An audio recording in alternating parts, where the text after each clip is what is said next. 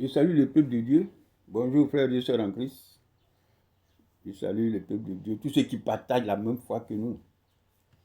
Père et frères, la dernière fois, nous avons fini sur la construction de l'Église par rapport à la deuxième alliance, le deuxième testament et la deuxième sacrificature. Et nous avons dit exactement que la deuxième alliance qui devait établir le deuxième testament et la deuxième sacrificature. Ensuite, nous avons parlé de du deuxième testament qui mettait en forme ce qu'avait dit le Saint-Esprit dans la deuxième alliance. Et la deuxième sacrificature, c'est la manifestation de la vie dans la maison qui a été mise en forme dans le deuxième testament. Donc aujourd'hui, nous allons parler de l'Église primitive. Cela est important parce que l'Église primitive nous rappelle qu'il y a eu une Église qui a existé. Après que le Seigneur ait annoncé, prophétisé qu'il allait bâtir une Église, cette Église-là a existé réellement. Et puisque c'est dans sa parole qu'il en a parlé, c'est dans sa parole aussi qu'il faut chercher cette Église-là. Et c'est ce que nous avons fait et nous l'avons trouvé. Effectivement, l'Église primitive est la manifestation de la deuxième alliance du deuxième testament et de la deuxième sacrificature, tant en esprit qu'en vérité. Dans le temps de sa chair, Jésus-Christ, notre Seigneur, a annoncé son Église. Il a dit, je bâtirai mon Église. Et il l'a fait. Mais c'est après sa mort que l'Église primitive s'est manifestée, selon qu'il est écrit. J'ai lu les Écritures, Luc 24, verset 44. Puis il leur dit, c'est là ce que je vous disais lorsque j'étais encore avec vous, qu'il fallait que s'accomplisse tout ce qui est écrit de moi dans la loi, de Moïse, dans les prophètes et dans les psaumes. Alors il leur ouvrit l'esprit afin qu'ils comprissent les Écritures. Et il leur dit, ainsi il est écrit que le Christ souffrirait, qu'il ressusciterait des morts le troisième jour, et que la repentance et le pardon des péchés seraient prêchés en son nom à toutes les nations, à commencer par Jérusalem. Vous êtes témoins de ces choses, et voici, j'enverrai sur vous ce que mon Père a promis, mais vous, restez dans la vie jusqu'à ce que vous soyez revêtus de la puissance d'en haut.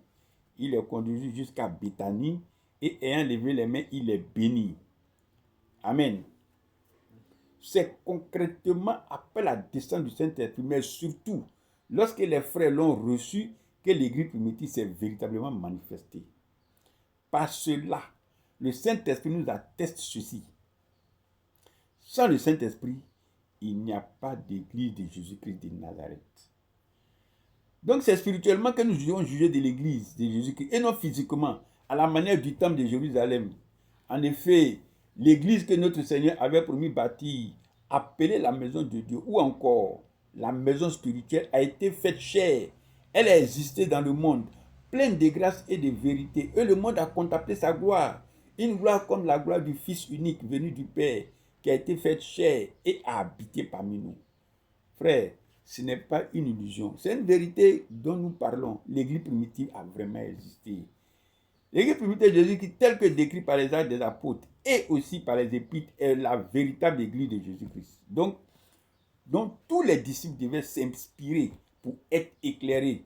L'Église de Jésus-Christ s'est manifestée en esprit en vérité, afin que nul n'en ignore. Malheureusement, les siens ne la reçoivent point et ne s'en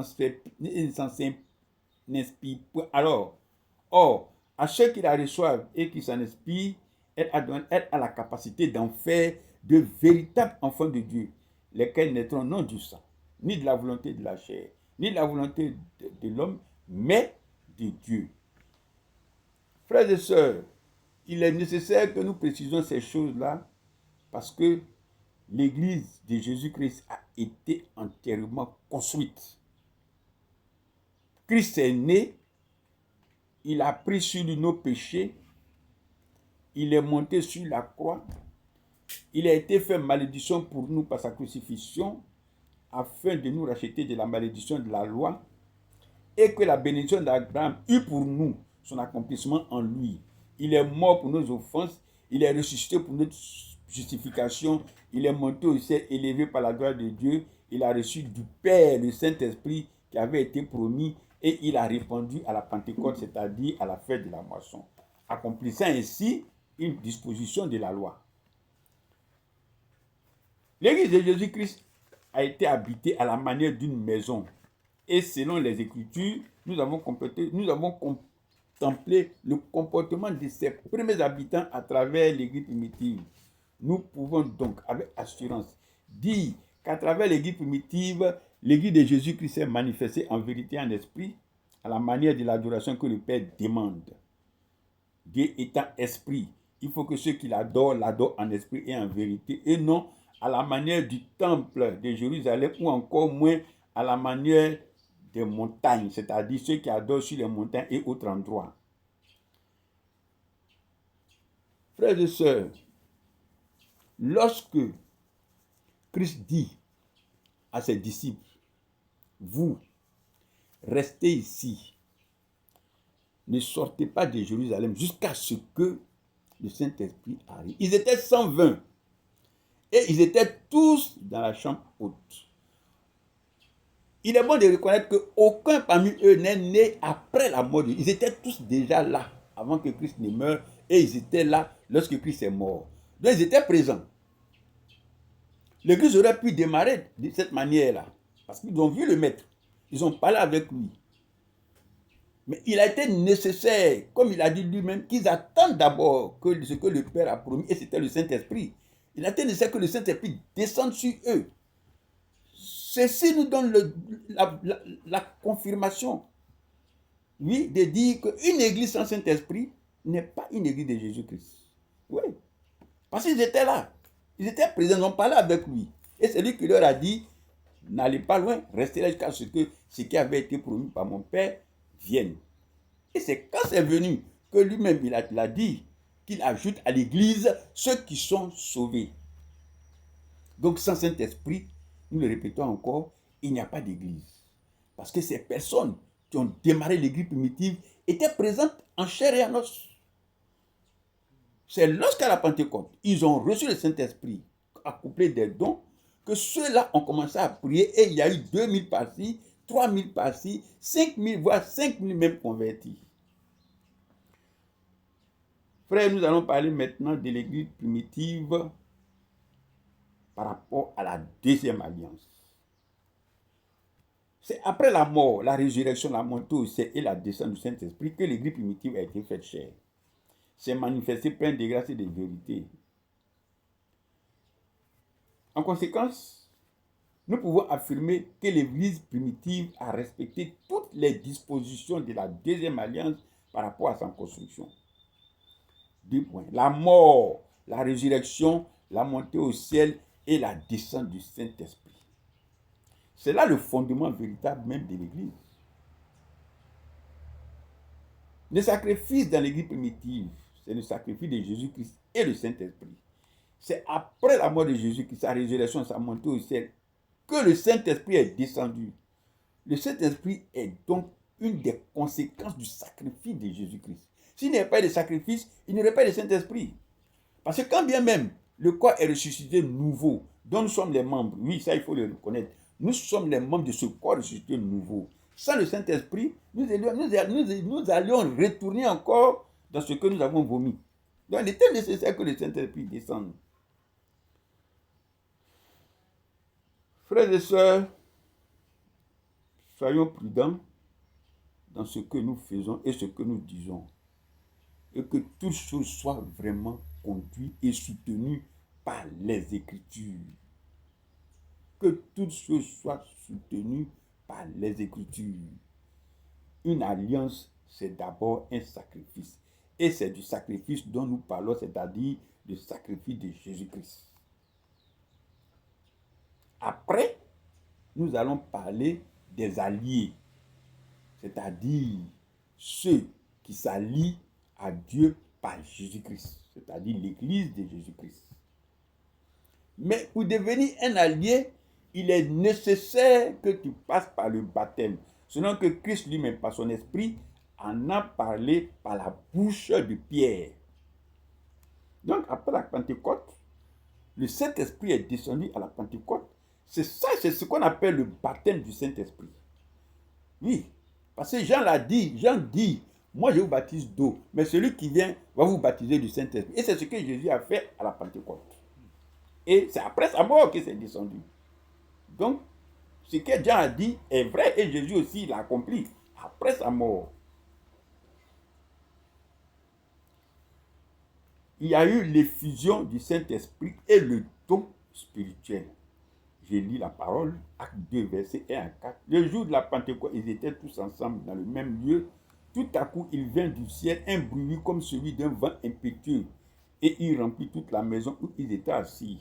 Des langues semblables à des langues de feu leur apparurent séparées les unes des autres, et se posèrent sur chacun d'eux. Ils furent tous remplis du Saint-Esprit et se mirent à parler en d'autres langues, selon que l'Esprit leur donnait de s'exprimer. Amen.